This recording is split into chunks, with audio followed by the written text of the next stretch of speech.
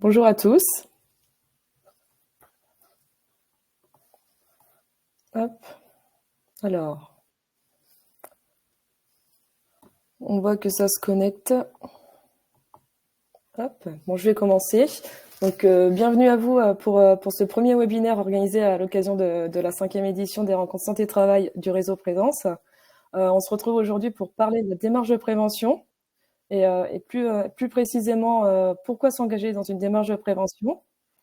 Pour animer ce webinaire, on accueille François Leformal, qui est responsable de l'offre collective de prévention au sein du SSTRN. Donc, moi, je suis Julia Vasseur, chargée de communication régionale pour Présence Pays de la Loire. Donc voilà, François, je te laisse prendre la parole et surtout, n'hésitez pas à poser vos questions pendant le webinaire dans l'onglet questions qui se situe à côté du chat. Alors, bonjour et bienvenue dans les locaux du SSTRN. Effectivement, je m'appelle François Leformal, je suis responsable de l'offre collective de prévention pour le SSTRN et donc là aujourd'hui j'interviens pour le réseau Présence Pays de la Loire et j'en suis ravi. Aujourd'hui, on va parler de pourquoi s'engager dans une démarche de prévention. On va se poser cette question-là ensemble. Alors moi, avant d'être responsable de l'offre collective de prévention, titre pompeux s'il en est, j'étais justement préventeur directement dans différentes entreprises, dans différentes structures et conseiller en prévention au SSTRN. Donc j'ai une certaine expérience de la prévention dans beaucoup d'entreprises différentes. Donc ce que je vais vous dire aujourd'hui, ça relève vraiment de mes convictions et de mon passé de préventeur, même si j'anime toujours beaucoup de choses en lien avec la prévention. Donc pourquoi s'engager dans une démarche de prévention ? La question est simple, la réponse va être simple. François, ton micro s'est coupé. Petit problème technique. Voilà. Ah, j'ai raté mon effet. Je disais pourquoi s'engager dans une démarche de prévention ? Tout simplement parce que c'est obligatoire. Et on pourrait s'arrêter là. Mais on ne va pas le faire. Donc c'est obligatoire parce que mettre en place une démarche de prévention pour prévenir les risques professionnels dans son entreprise, améliorer les conditions de travail, c'est obligatoire. Tout ce qui relève de la prévention, c'est obligatoire. Voilà, maintenant une fois que c'est dit, c'est bien gentil, mais c'est pas ça qui va nous aider. Alors, ce qu'on va faire, c'est qu'on va aborder la question en 3 temps, et on finira par une conclusion. Premier temps, qu'est-ce qu'une démarche de prévention ? On s'est posé la question, on va essayer d'apporter une réponse. Ensuite, quels sont les ingrédients essentiels pour que cela fonctionne ? Puis, quels bénéfices en tirer de tout ça ? Pourquoi vraiment la mettre en place ? Quels sont les intérêts que j'ai à le faire ? Et on aura ensuite une phase de questions. Alors, vous avez dit démarche de prévention. Alors moi, j'ai fait simple, je suis allé voir sur le site de l'INRS, que vous connaissez sans doute tous, qui est, notre organisme de référence en matière de prévention. Donc je suis allé voir sur le site de l'INRS et il m'a sorti, je montre mon écran qui est ici, ça vous parle pas, mais voilà, vous pouvez le voir sur l'écran. J'ai trouvé une définition. Alors j'ai commencé à la lire et je me suis dit, waouh, c'est vachement long quand même. Donc je vous ferai pas l'offense de la lire, vous pouvez la retrouver sur le site. Pour simplifier un petit peu tout ça et pour avoir l'air un peu Jones, j'ai demandé à ChatGPT de résumer le tout. ChatGPT m'a dit, la définition de l'INRS, une démarche de prévention, c'est développer une culture de prévention en entreprise, évaluer, concevoir, utiliser, prévenir les risques, former, informer, organiser les secours. Ouais. Bon, j'ai pas trouvé ça génial quand même. Ce qui me plaît bien, c'est le côté culture de prévention.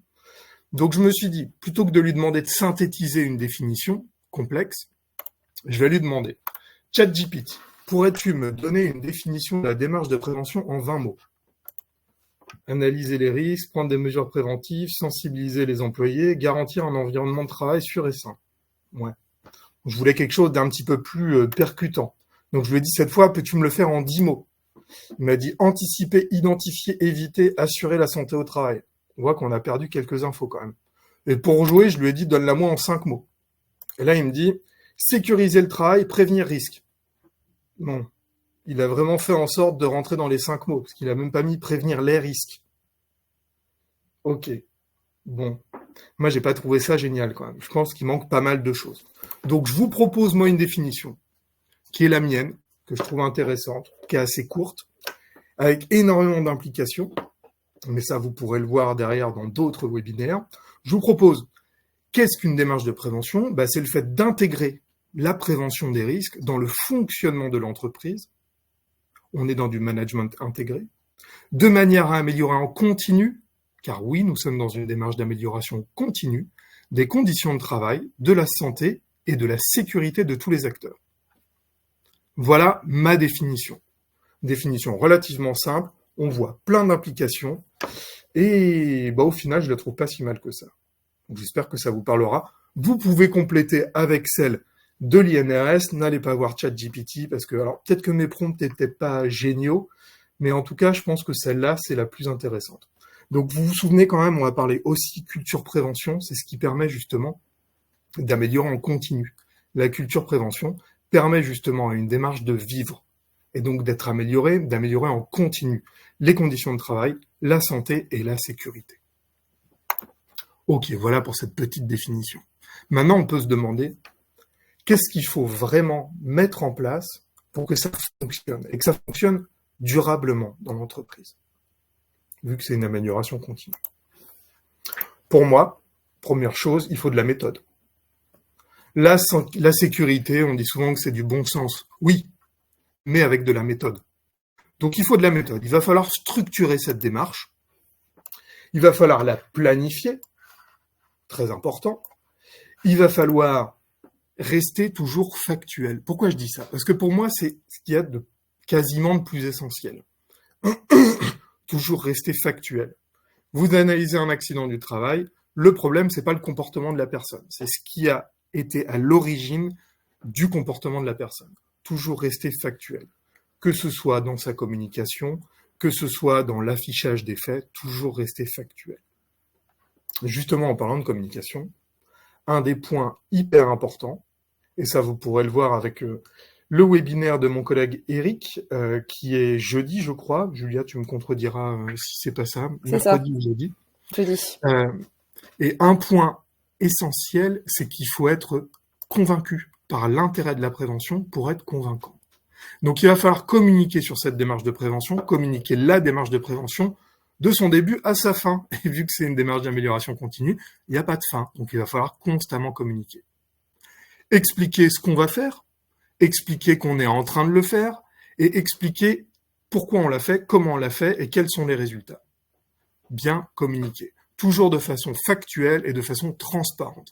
La démarche de prévention, si on veut que les gens soient impliqués, il faut que ça soit transparent. Justement, l'implication, c'est l'ingrédient essentiel pour qu'une démarche de prévention soit efficace. Il va falloir que l'employeur soit impliqué.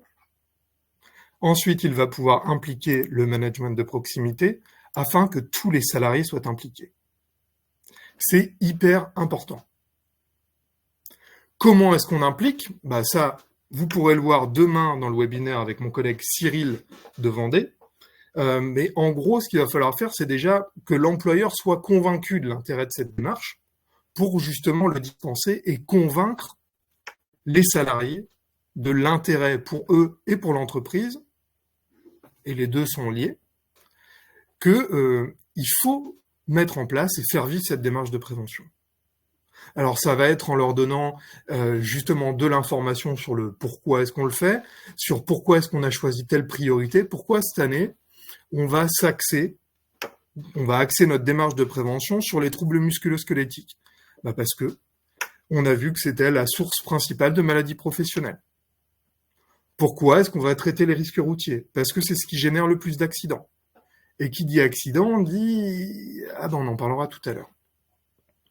Aimé Jacquet, puisqu'on est sur la thématique du sport, Aimé Jacquet l'a dit, à la suite de la victoire le 12 juillet 1998, le travail individuel permet de gagner un match. Celui qui va faire son document unique dans son coin, parce que ça c'est un des outils de la démarche de prévention, celui qui va faire son document unique dans son coin, c'est bien, il aura fait son document unique. Par contre, pour le faire vivre et pour en faire un vrai outil de pilotage de sa démarche de prévention, c'est complètement raté s'il n'a pas impliqué ses salariés. Parce que ce qui fait gagner la Coupe du Monde, c'est l'esprit d'équipe et l'intelligence collective. Merci Aimé Jacquet. Merci pour cette belle phrase. Ce qu'il faut également, c'est ne pas hésiter à se faire aider. Et par qui on se fait aider à votre avis? si vous êtes là avec nous aujourd'hui, c'est que vous savez que vous pouvez vous faire aider au quotidien dans l'animation, la création, la mise en œuvre de votre démarche de prévention par votre service de prévention et de santé au travail. Ce qu'on appelait encore quelques années médecine du travail.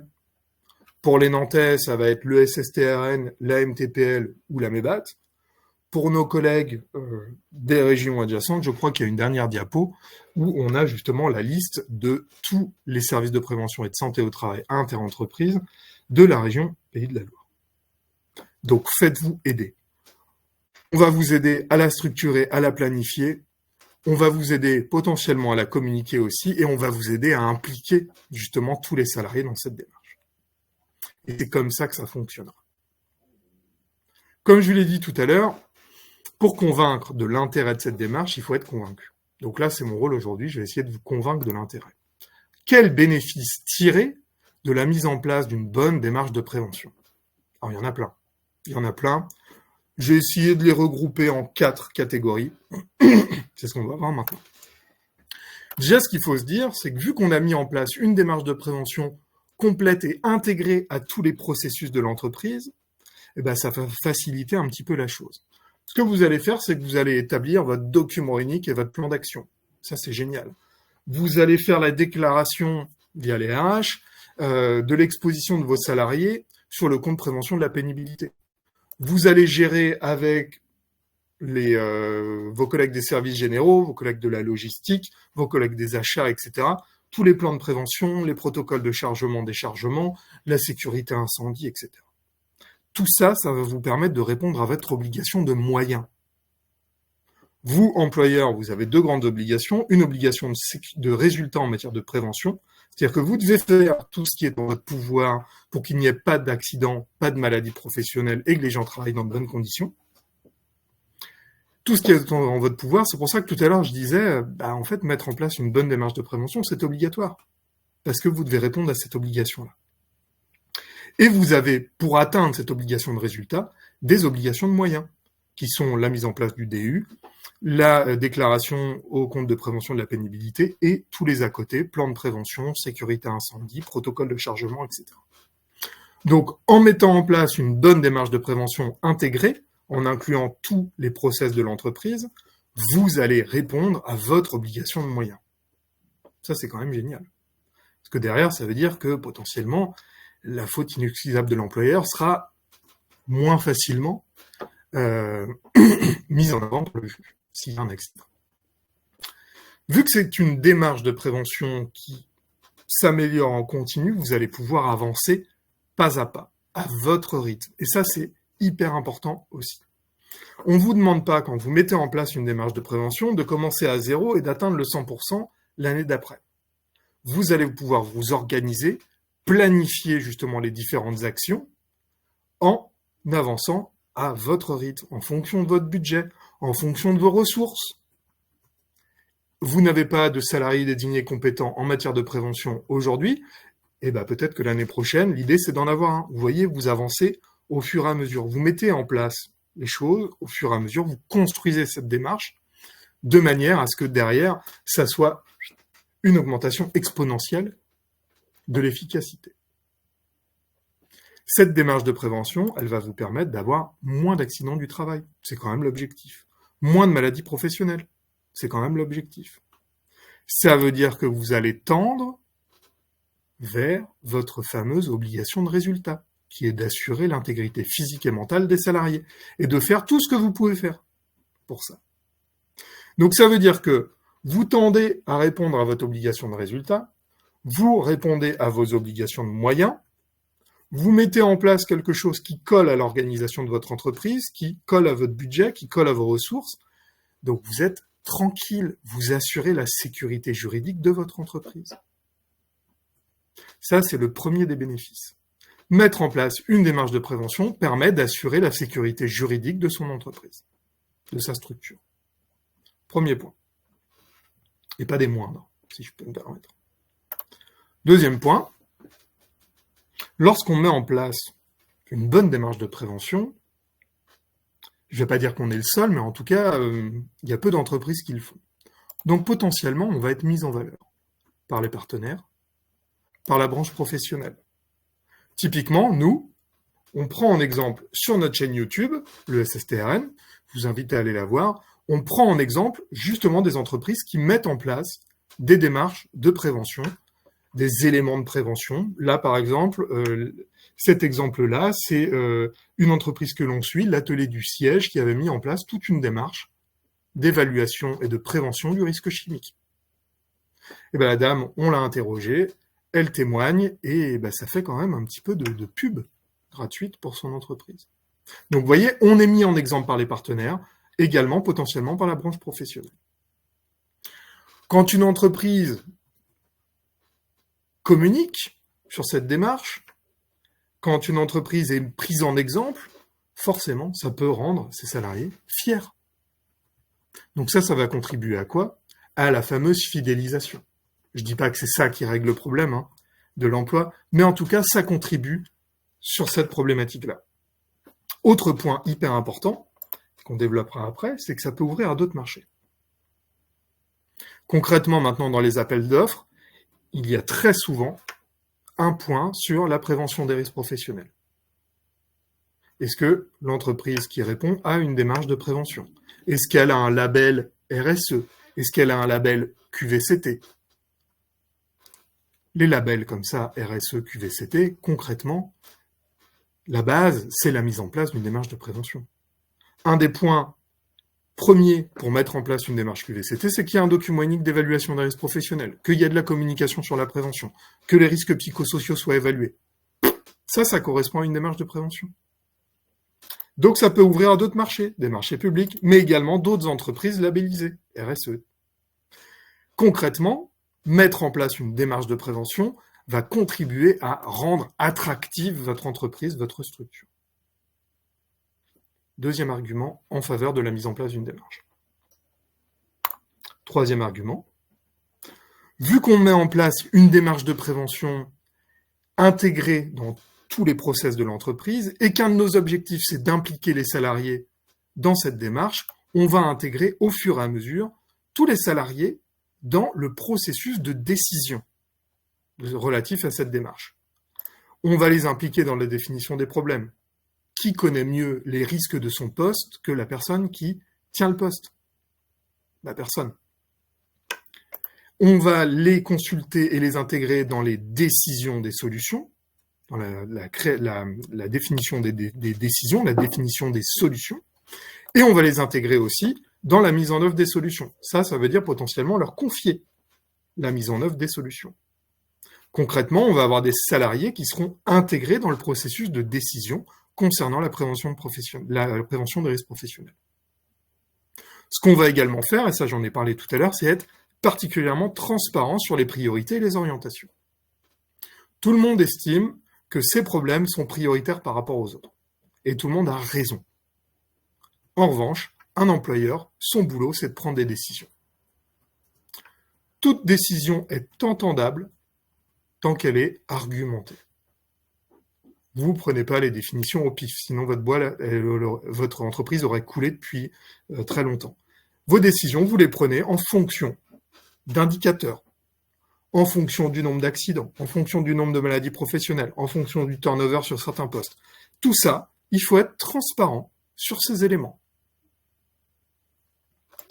Et là, les salariés vont ressentir qu'il y a une réelle prise en compte de leur santé au travail, de leur sécurité et de leurs conditions de travail. Ça va même pouvoir être une vraie démarche support du dialogue social. Vous allez avoir donc des salariés qui sont impliqués, qui sont concernés par cette démarche et qui se sentent estimés. Donc potentiellement des salariés satisfaits, en tout cas sur ce point-là. Ça, c'était notre troisième argument. La mise en place d'une bonne démarche de prévention, intégrée à tous les process de l'entreprise et qui implique les salariés, génère des salariés qui sont satisfaits. Troisième argument. On va passer au quatrième et dernier. Je ne vais pas dire le plus important parce que pour moi, ce n'est pas le plus important. Mais voyons-le quand même. On l'a dit tout à l'heure, si vous mettez en place une bonne démarche de prévention, vous aurez moins d'accidents et moins de maladies professionnelles. Ça, c'est statistique mécanique.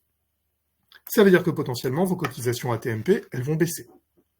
Alors vous allez me dire, oui, nous on est une petite entreprise, donc on est au taux de la branche. Oui, souvenez-vous tout à l'heure, une entreprise qui a une bonne démarche de prévention peut aussi être prise en exemple par la filière pro. Et une filière pro qui met en avant des entreprises qui travaillent bien en matière de prévention, mécaniquement, ça peut aussi faire monter le niveau de prévention dans la branche professionnelle. Ce qui fait que vous allez avoir aussi une baisse des cotisations AT-MP. Alors, c'est jamais aussi simple que ça, mais en tout cas, c'est un bon argument à comprendre. Vous allez avoir en revanche cotisation de mutuelle en baisse. Souvenez-vous, un point important, une entreprise, les coûts de mauvaise santé d'une entreprise sont estimés à au moins 1% de la masse salariale. Ça, c'est les coûts directs. Les coûts indirects sont estimés entre 1 à 10 fois les coûts directs. Donc, une entreprise qui ne met pas en place une démarche de prévention, qui ne gère pas la mauvaise santé et l'insécurité de ses salariés au boulot, ça peut être jusqu'à 10% de la masse salariale qui part justement dans cette mauvaise santé-là. Donc, il y a un vrai intérêt. Et ça passe justement par les cotisations AT-MP, par les cotisations mutuelles, par tous les remplacements, parce qu'il y a du turnover, parce qu'il y a des arrêts.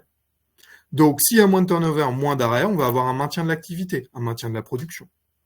On va avoir un maintien de la qualité produit, parce que les gens qui sont formés sont là pour faire leur boulot. Vous voyez ? Tout ça, ça permet d'économiser des sous. En plus, comme on l'a vu tout à l'heure, on va avoir une entreprise qui est valorisée, qui va s'ouvrir à de nouveaux marchés.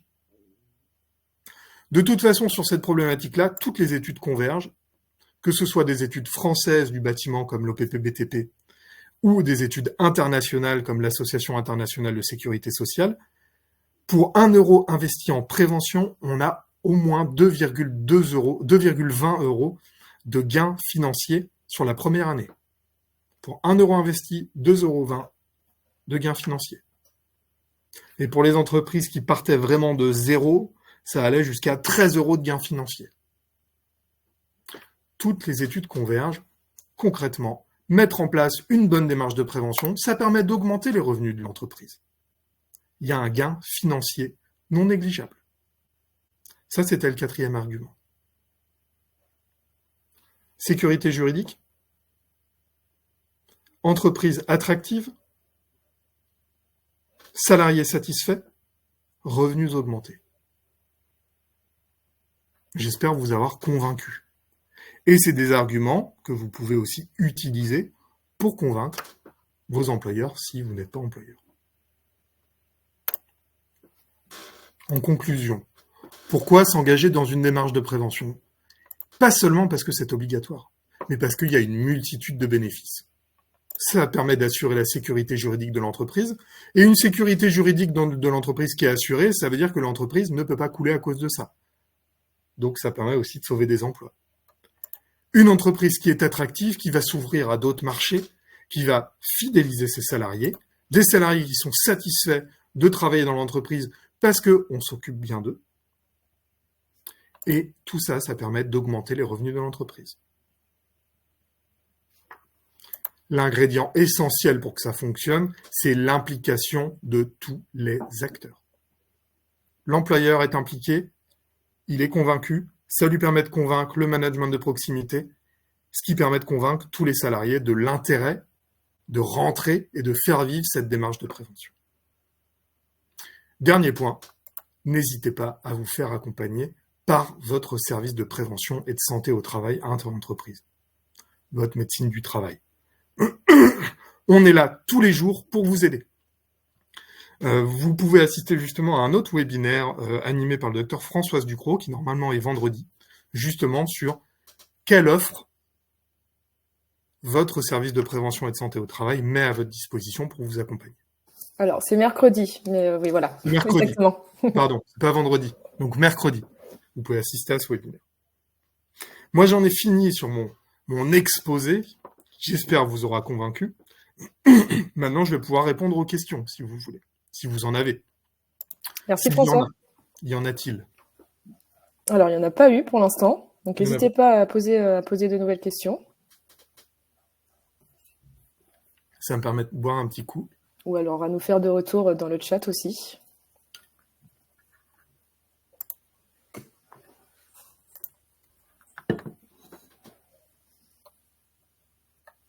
Alors, le chat. Pourrait-on obtenir l'enregistrement? Oui, bien sûr, il y aura un replay qui sera diffusé dès la semaine prochaine. Vous recevrez un mail et puis il sera sur le site Présence Pays de la Loire. Ça, vous aurez l'occasion de revoir ma petite frimousse et d'entendre Julia faire l'introduction, surtout.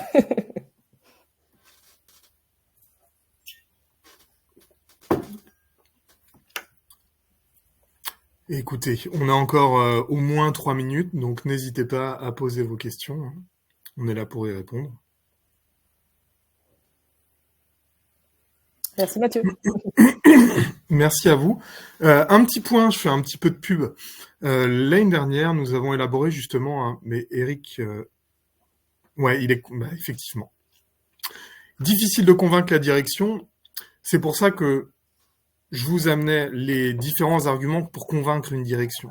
Donc on a vraiment ces quatre aspects là qui permettent justement d'essayer de convaincre une direction d'entrer dans une démarche de prévention. Après, ce qui peut être intéressant, là je vois une autre question sur les indicateurs, effectivement, c'est de partir des indicateurs. Ça c'est, alors je pense que Cyril en parlera dans son webinaire demain, mais la définition et le travail sur les indicateurs qui sont le nombre d'accidents et justement les causes des accidents du travail. Sachez qu'au SSTRN, l'année deuxième semestre, nous aurons un atelier sur le sujet. Quelles sont les causes des accidents du travail? Quelles sont les causes des maladies professionnelles? De vraiment travailler là-dessus, justement, pour définir des grands axes. Ça, c'est un indicateur qui est très bon. On peut aussi se baser sur les remontées des salariés. C'est-à-dire aller les voir, voir quelles sont pour eux les priorités qu'on devrait avoir dans l'entreprise. Ça, c'est aussi un bon indicateur, de prendre régulièrement en fait la température auprès des salariés. Les salariés, ils ont toujours des bonnes idées sur la prévention. On peut avoir aussi, justement, le taux de turnover. On peut avoir le taux d'absentéisme. Tout ça, c'est intéressant. Alors, on n'a pas le motif des maladies. Effectivement, mais pour les maladies professionnelles, on peut quand même avoir des informations. On peut aussi, en termes d'indicateurs, se baser sur la fiche entreprise. La fiche entreprise est un document que nous, services de prévention, devons vous remettre et dans lequel on va avoir une première identification des risques professionnels.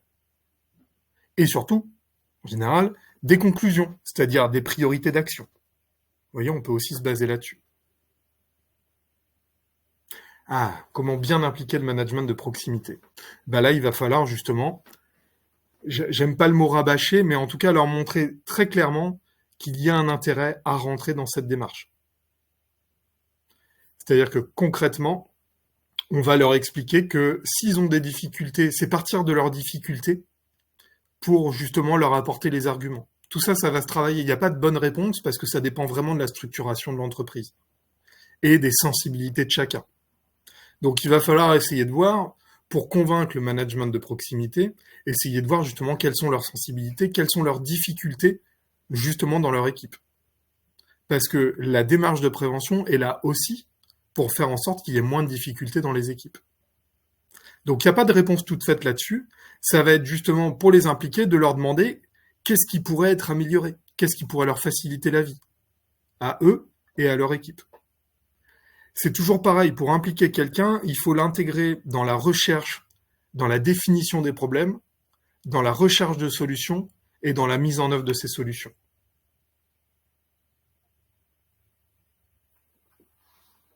Et la communication est hyper importante là-dessus aussi.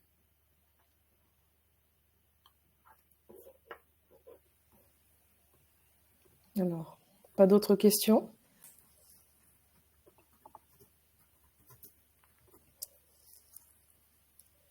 Alors après, il n'est pas trop tard pour vous inscrire aux 3 prochains webinaires. Demain, on peut se retrouver à 11h pour le deuxième webinaire qui est présenté par Cyril Dutreuil du Restev, les 4 étapes pour réussir une démarche de prévention. Donc voilà, vous pouvez cliquer sur le lien Présence Pays de la Loire qui est dans le chat. Merci Eric. Voilà, c'était un dernier mot, François. Je ne sais pas s'il y a d'autres questions.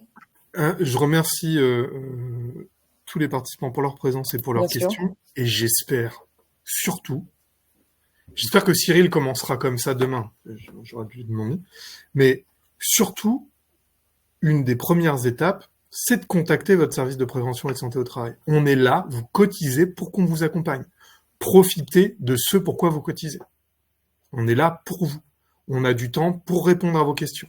On a du temps pour rechercher les réponses à vos interrogations. On est là pour vous. Merci à vous pour vos retours. Merci à toi, François. Merci beaucoup. Et puis, en espérant à bientôt. Au revoir, bonne journée à tout le monde. Au revoir.